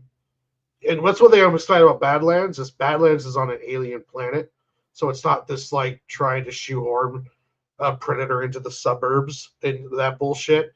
I think that this one looks a little bit more to the roots, and that's one thing I'll give the Badlands. Like Prey was really more of a grounded, pure Predator movie. She's being hunted by a predator and trying to survive in this crazy scenario, just like Arnold's was, and Adrian Brody's one was too. So yeah, I have high hopes for it, and I'm gonna buy the Marvel verse or Predator kills the Marvel Universe because I'm all for it. I love this kind of shit. So I love the kind of corny. It's comic books. We should be doing crazy shit, Hell yeah. I love the idea. I like things that happen like this. They're so fun. And I just hope Benjamin Percy can write a good story out of this. I hope he can. And the art from the person that's going to be in the book, I've seen the art. Has the artist been different for each book? I think it has, but I could be wrong. But the art that I just saw from the cover art looks awesome. So hopefully the art of the book is going to be good as well. And I like these ideas. They're fun, wacky, and I think that's what comic books, should be at the end of the day. Is fun, wacky, crazy stuff. And Predator going up against characters like Iron Man. Hey, sign me up. Heck yeah! I want to see the Fantastic Four get skewered by a predator. If Kamala Khan gets skewered by a predator, whoo! I might have this book as the best book of 2025. In the back too showed Howard the Duck too in the cover. So yeah, I mean, we might see some kind of funny and some kind of cool shit. Deadpool's going to be involved, and they'll probably going after some of the X-Men and stuff along those lines. So yeah, I'm all for it. Let's go. Hell yeah! So thank you guys for checking out this video. If you guys are returning viewers or new viewers, then please consider subscribing to the channel if you have not already. Leave a like on this video if you enjoyed it and comment down below. Also, make sure you guys hit the notification bell. That way you guys can get notified on whenever I upload a brand new video. I am MSK, aka Master Swag King, and we're going to sign out, guys. See you guys later. Peace. And we're going to wrap it up here in about 1 minute. I got to get ready to set up to go to bed for work. So you have to work in the morning. Sadly, my day's off over. Oh my God. Anything tomorrow for our show, we're going to review Absolute Wonder Woman, and then we're going to cover the whole DC Marvel pay that Bleeding Cool put out as an article before you went on vacation. All right, that sounds good to me. Worst Taskmaster adaptation, the Black Widow one. Yeah. That was a tweet. I was like, the Black Widow one, easy. Goodness gracious. The Rockets are, oh my God, playing the most gayest of offenses ever. But yeah, anything else you want to say before we head out, actually? No, I'm good, man. I'm hopefully I can start showing up on here more regularly like I was before, and I am always a pleasure hanging out with you. Yeah, Miss Sparkles was here. We have to always make sure she's given attention because she loves her baby Yodas. That's right. I'm gonna get more of them for her too. Did you see the video I made of MSK turning into Sailor Moon? You're weird. You need to go to prison. Weezy, what's up? WZ's alive. He was clout chasing and what's the thing people say? Oh, lurking. Yeah. Lurking. Yeah. Oh, and people ask, like, why did I not want to be part of Rumble Studios as a creator program? Because the requirements are stupid. Oh. It requires you to literally use, like, Rumble Studio as a place to stream your podcast, and it's like, yeah, no. Because Rumble Studio is terrible. Why can't I just use this and then have that count towards the hours of a program? I don't get that. Why do I have to use yours? Yeah, that's dumb that they try to shoehorn you into using that stuff. That's the fastest way for me not to do that is when you are like, because they even put out where you have to be a premium member, and being a premium member is only like $8, and it's like I would have even bit that bullet if I had a chance of entering the program if I was only allowed to use StreamYard, and it's like I have to use your Rumble Studio program to do it too. It's like, damn, it's like no, I'm okay. I don't have to make any money off Rumble. I've made a couple of bucks here and there from before they had this new system, but nah, I'm good unless they change that. And I have to essentially complete this W-2 on Rumble's platform, even though I don't make the amount of money it's needed to. Like, you essentially make like 1 penny in earnings, honestly. Even though I could have like 55 hours viewed on the content, doesn't matter, honestly. Content's terrible for, actual ad revenue. I've never played around with Rumble, but it sounds like a pain in the ass. It's not hard to put streams on there or do things with it. It's just more like, good Lord. I'll show you. I don't even care what I show. Jesus Christ. I'll just show you guys right now. My account doesn't really update with money anyway. My ex-husband's tattoos are hot. I don't have tattoos. Oh, come on, Warren. Damn.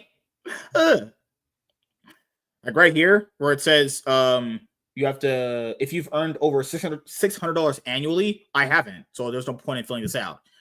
Right here where it says for the creator program, you have to have Rumble Premium required to apply. And then you have to do like 5 hours of Rumble Premium content on here exclusively. And it's like, how about no? Yeah, no. I just only put content on Rumble because I don't like putting myself on Twitch because I don't think Twitch deserves it, and Twitch is a trash platform. Fuck Twitch. Yeah, I've been just streaming to TikTok. I might start streaming also to YouTube, but I can't do both at the same time. So it'd be trying to figure out what I want to do on YouTube to stream there. I want to the easiest thing to do is just stream art.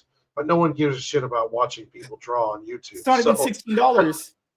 You get paid out at $50, and that money hasn't increased in forever. I've had that in my account forever at this point. I'm like, oh, $16, I'm getting paid. It's like, no, it's not how that works. Goodness gracious. So, yeah, that's pretty much it. We'll be back here tomorrow about, 8:30 p.m. PST. Yeah, I'll be ready. Oh, God. We're going to be at 300 episodes at some point, which is the goal of the show. Warren, he said he'll be more available for shows when he leaves whatever job he's going to be doing very, very soon. So, the one you said you're going to leave is what, the gas station job you said? Yeah, I'm working 2 jobs now, and I'm thinking about leaving the gas station one. So once I leave that one, I'll have pretty much all my evenings free then, and I'll just be doing more of a day job, and then I'll have more time to draw and also have more time to do stuff like this. I'm not mean to her. Oh my goodness. We're nice to you. Warren gonna get the milk on MSK. Oh my god. Oh man. But yep. Just want to say thank you guys for checking out this episode of the MSK show. Hope you guys had a great day. And honestly, you guys are all worthless, disgusting, clout chasing pieces of shit. Have a great weekend, everybody, and we will see you later.